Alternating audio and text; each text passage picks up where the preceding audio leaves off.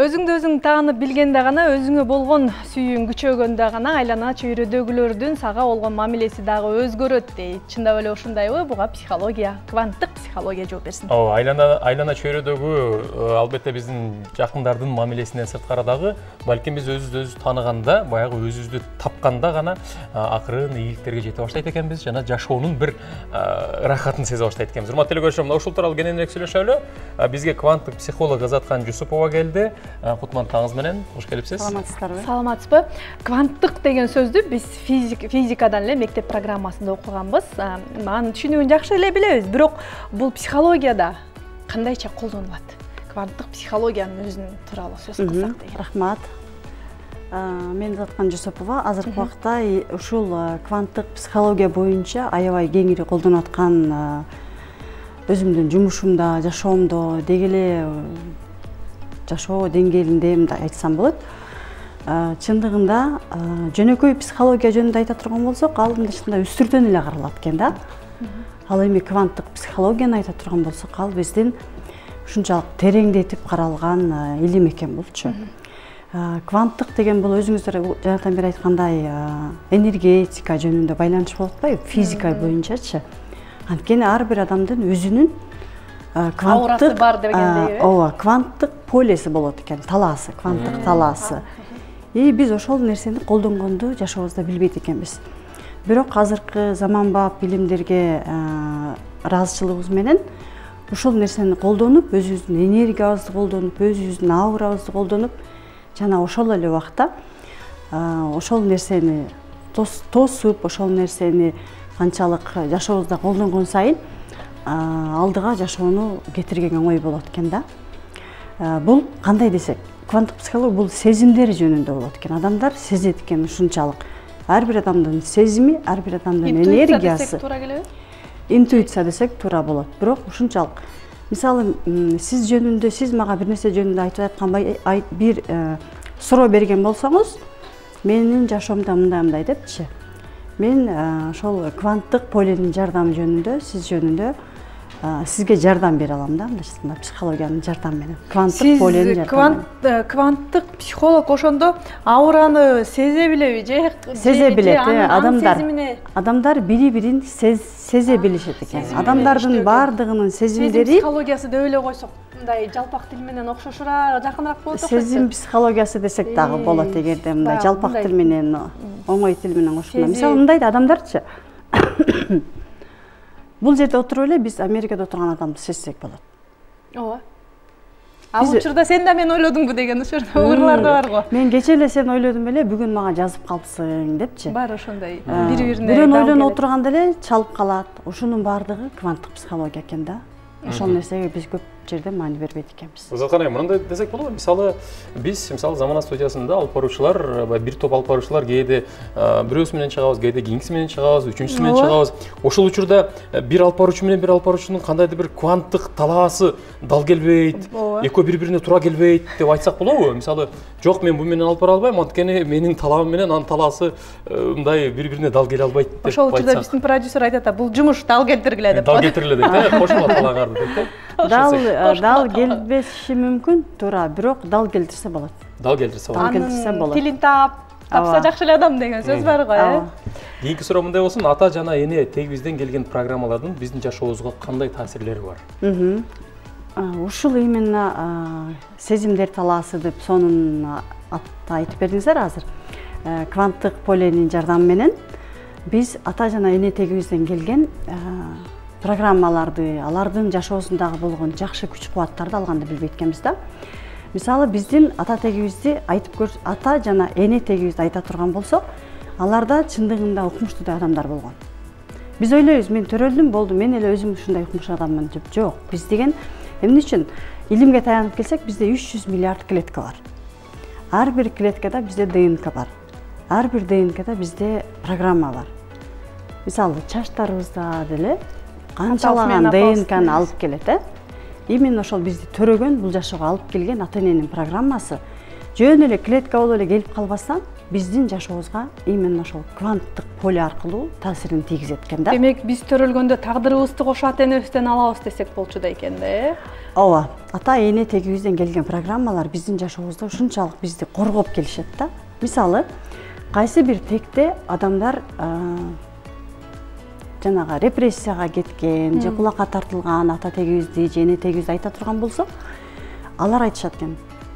Бай болсоң, же кыйын болсоң, сен сөзсүз түрдө же өлтүрүшөт, же кыйнашат, же тоношот. Андан көрөк бай болбой эле, кыйын болбой эле, эл катары эле кыйналсаң да жашай бер деген программаны киргизип коюшат экен. Анткени ошончолук кыйын адамдардын балдарын карасаңар деле жашоосунда көп нерсеге жетишпейт. Анткени тияктан программа келген. Эл катары эле жүр.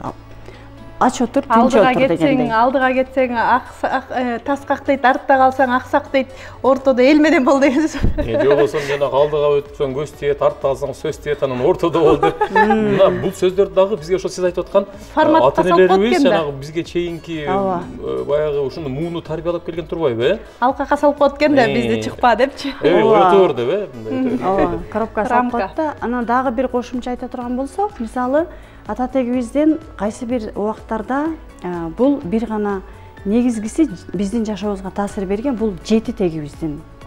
Жети ата, э? Жети ата, жети чоң ата, жети чоң эне, жети тайне, жети тайта.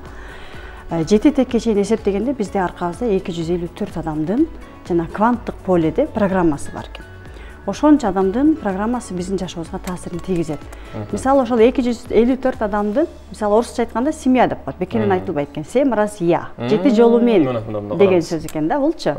Ал бекеринен семья деп айтылган эмес экен. Көрдүңүздөрбү? Ал илгертеден эле келген нерсе экен. Просто биз айтылбай калган үчүн билбей калган экенбиз да. Бир текте ачка калган бирөөлөр болгон. Ачарчылык болгон, жут болгон, ошондой моментте келгенде ачкалыктан эптеп жан багышкан да. Бизде мисалы азыркы убакта болот да, ушунчалык акчаң болуп турса деле коркосуң, эртең түгөнүп калат деп эсептеп, баарын жайгаштырып, биз плюс жагын карабай эле акчам түгөнүп калат деп эле коркуп беребиз. Страх боло берет да биздечи, коркуу сезимдери. Ошол дагы ошол биздин ачка калган тектерден келген сезимдер экен да. Анткени мен өзүм азыркы жумушумда разбор деп коет, практика деп коет, ошолорду колдоном да. Анан бизнес боюнча разборлорду жасайбыз. Ошондо бизнесмендер ушул программалар болгондуктан алдыга кетиштер аябай кыйын да.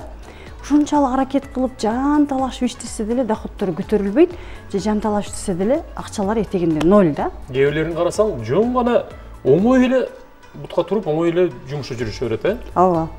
Бирок ошондо деле ушунчалык жетишип келе этегинде кайра эле нольго түшүп калып атышпайбы көпчүлүгүчү. Ошонун таасири, ошол тектин таасири болот экен да. Ошол тектегилер айтат экен да, сен кыйын болуштун, сенин кыйын болушуңдун кереги жок. Сен бизге окшоп эле жаныңды багышың керек. Алардын максаты эмне? Эң негизги максаты бизди тирүү алып калыш керек. Бизди өлтүрбөш керек. Ушул жерден мен сөзүңүзгө аралжы кылайын. Коркуу сезими бул бизди сактоо сезими да. Эгерде биз көбүрөөк тобокелге бара турган болсок, ошол эле тобокелге салып мен ички көпүрөдөн өтөм десем, кулап кетишим мүмкүн. Өтпө деп мисалы, өтсөм мүмкүн ар жак жакшы, бирок өтпөгөнгө бир мени коркуу сезими мени сактайт да. Бул жөнүндө дагы бир кайрылып өтсөңүз. Коркуу сезими дагы өтө керектүү нерсе да. Коркуу сезимдери чындыгында жашоодо керектүү, бирок биз коркпосок деле жашасак болот. Өлүп калбайбызбы? Эгерде биз коркуп өлүп калам десек, анда өлүп калабыз чындыгында. Бирок эртели кеч өлөбүз деп коебуз. Мындай да, өлүм жөнүндө эгерде айта турган болсок, айтат го, ал бешенеге жазылган деп, чындыгында бул нерсенин баардыгы тагдыр деп, чындыгында кванттык психологияда тереңдетип дагы окуганда, бизде душа жөнүндө да окуйбуз да. Ал жерде чындыгында душа бул жакка келе жатканда эле өзүнүн максаты менен жана родовая программа деп атпайбыз, ата тектин программасы.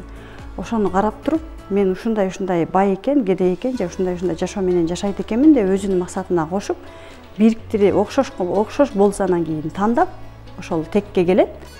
Канча күн жашайт, эмне күндөрдө деп бүт баарын билет, жана кайсы күн эмне болот даже билет да, бүт баарын.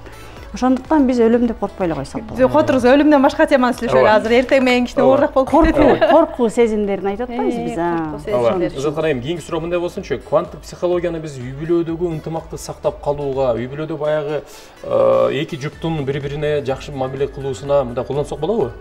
Ооба, кванттык психология үй бүлөдөгү анын үстүнө азыркы убакта мага ушунчалык көптөгөн кыз келиндер айрыкча кайрылышат. Менин күйөөм иштебейт, менин күйөөм урат, менин күйөөм тигиндет, мынтет. Мындайча карап келген эркектердин баары күнөөлүү да. Көрсө иерархия деп коет экен, ар бир үй бүлөдө өзүнүн орду. Жаратылышын бизди ошентип жараткан. Биринчи эркек, андан кийин аял, андан кийин баласы да үй бүлөдө.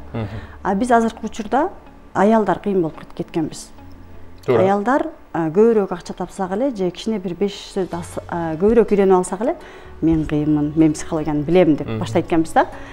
Ошонун ордуна биз эркектин эркектигин сезип, баалап, барктасак, көрүп айтыңызчы ошондон. Ал бул илгертен эле биздин кыргыз элибизге кайрылганда када салтка чоң энелерибизди карасак, ушунчалык чоң аталарыбызды баалаган, барктаган, сиздеп турган, бир сөзүн эки кылышкан эмес. Ошол эле учурда балдарына мээримин төккөн, иштеген эмес, үйдө турган, үйдүн жумушун жасаган, мээримдүү эне болгон. Ушул нерсе азыркы заманда бузулуп бара жатат да. Ошондуктан азыр көптөгөн аялдардын, эркектердин ордулары алмашып калган мезгил да. Ал кандай болот? Заман өзү ушундай болот да. Мүмкүн эркектер да убакташыш керек. Ал кайсы убакта алмашкан? Ал согуш убагында эркектердин көпчүлүгү согушка кеткен. Бул дагы көптөгөн аялдар калып калган. Анан аялдар калып калганда аялдарды иштетиш керек болгондо, жан багыш керек болгондо аялдар азаматсыңар, молодецсиңер, силер күчтүүсүңөр, давайте вперед иштегиле деп туруп, аялдарды эркек кылып салышкан. Ошондон баштап эле аялдар, биз кыйын турбайбыз, биз деле эркекте иштей алып турбайбыз деп, аялдарда көбүнчө ошондон пайда болгон. Ошонун кесепети да бул азыркы учурда. Биз азыр мындайча өзүбүздүн кайра ордубузга келе жаткан мезгилибиз азыр.